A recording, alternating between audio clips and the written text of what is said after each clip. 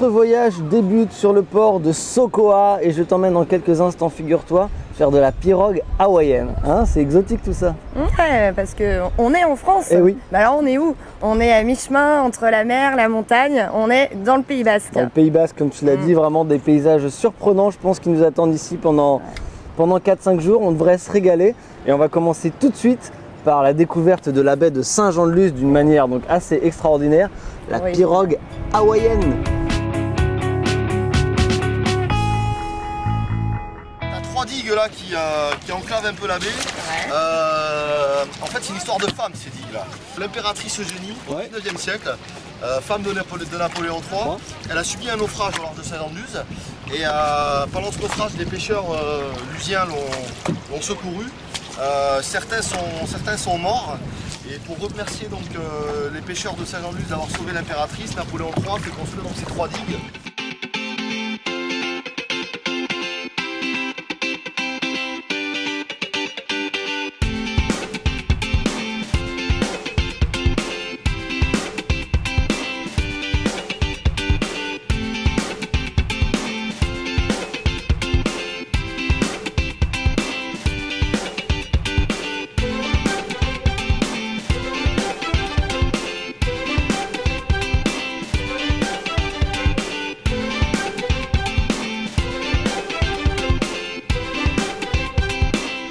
Vous savez pourquoi c'est la place Louis XIV? Mais parce qu'il s'est marié à l'église qui est là. Ah bon? Bien sûr.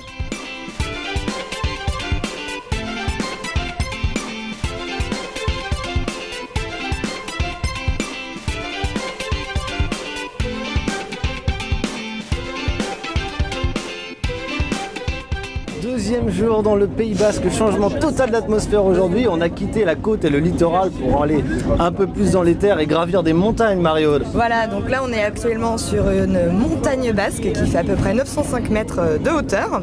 Et on est surtout dans le petit train de la Rune, qui est très typique. Très typique, il met à peu près 35 minutes pour aller au sommet de la colline où on a une vue fantastique sur tout le Pays Basque aux alentours. Alors ce petit train a une spécificité parce que la pente est très raide, donc... C'est un petit train à crémaillère. Et à partir de quel degré est-ce qu'on est obligé d'utiliser un train à crémaillère? 7%, je crois. À partir de 7%, on est obligé d'utiliser cette technique pour pouvoir gravir la montagne. Oui. Ça a été mis au point quand, ça, ici? En 1924.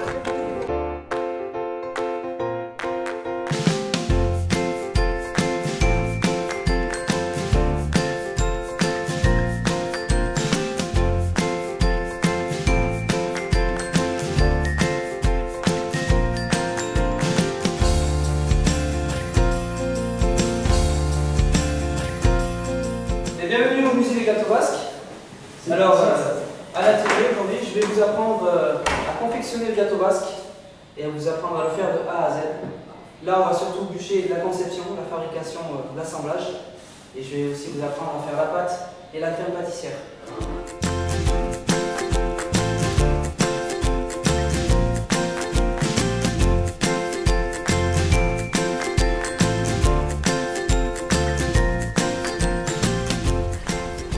Ça va, Marie-Aude?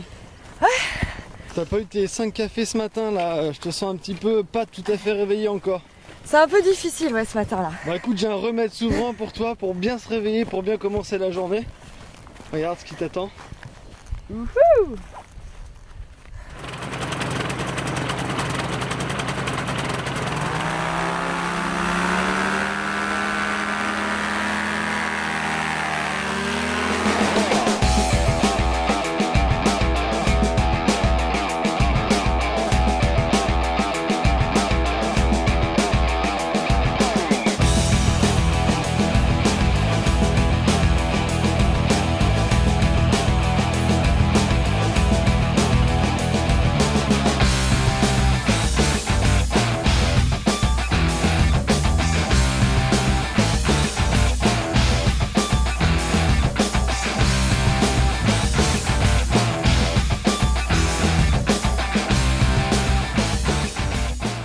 On est à Urugne, au pied du château d'Urtubis.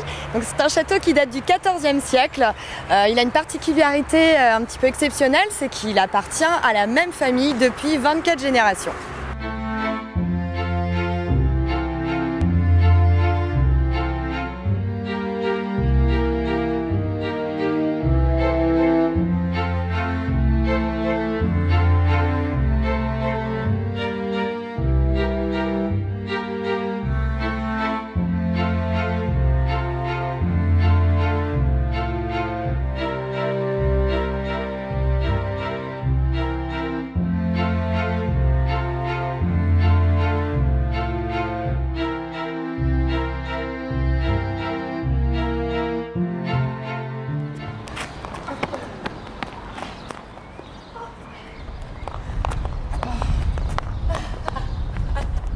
Et ben voilà, ça fait 1 point pour Marie-Aude.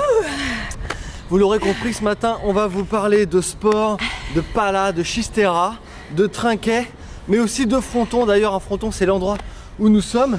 On est à Saint-Pé-sur-Nivelle, face au fronton. On est venu là, pas par hasard. Parce qu'il y a l'écomusée de la pelote basque et de la chistera. Il est juste à côté. C'est parti.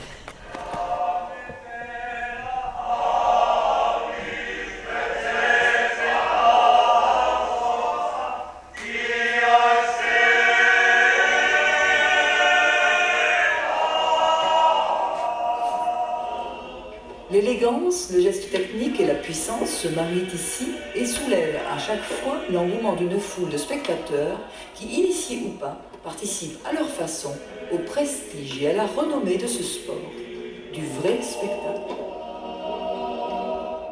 Eh ben je sais pas pour toi, mais tout ce sport et cette chaleur, ça m'a donné soif. Je t'emmène te rafraîchir un petit peu dans une cidrerie.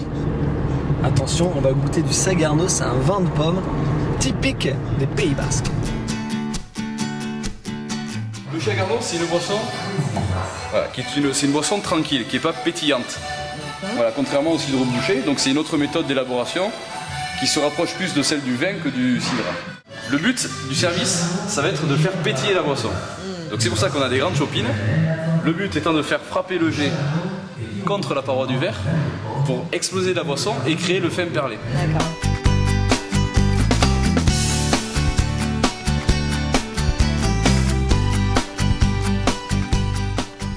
Cet ensemble, appelé communément Tour de Bordaguin, domine la baie de Saint-Jean-de-Lucibourg sur 81 mètres d'altitude et présente encore un point de vue exceptionnel sur la Rhune et ses contreforts que vous verrez beaucoup mieux une fois avoir gravi les marches. Depuis le milieu du XXe siècle, si vous voulez, la tour est communément appelée Tour de Bordaguin. Je suppose que vous la connaissez uniquement sous ce nom-là.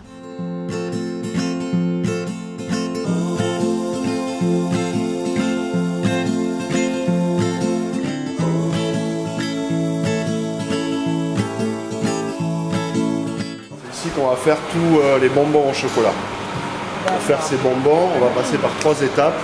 Le fond du chocolat, les chocolatiers appellent le chablon, un fourrage, donc une ganache ou un praliné, et un enrobage pour le pilier. Je te sens très attentive, Mario. Ah oui, oui, très très attentive.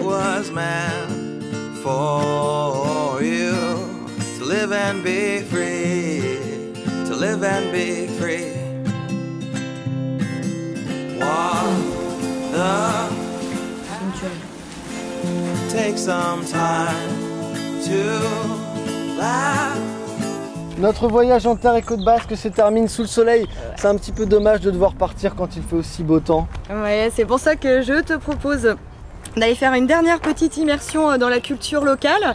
C'est d'aller visiter l'écomusée traditionnelle basque.